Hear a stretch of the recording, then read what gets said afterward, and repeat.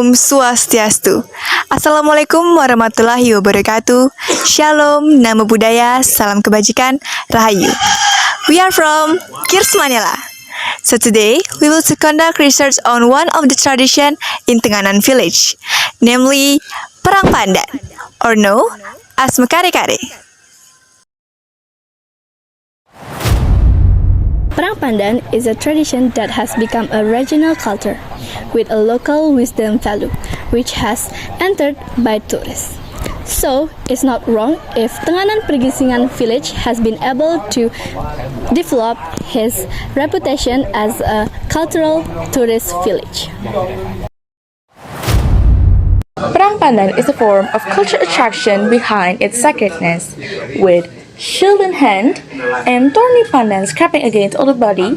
All of this serves as a symbol of struggle to defend a nation and state. As time goes by, every culture will naturally change along the development of science, technology, and global culture. This change often makes young people lose direction in understanding and preserving their own cultural heritage. Therefore, with the community of Tenganan Pergisingan village face challenge in preserving this traditional Perang Pandan cultural attraction.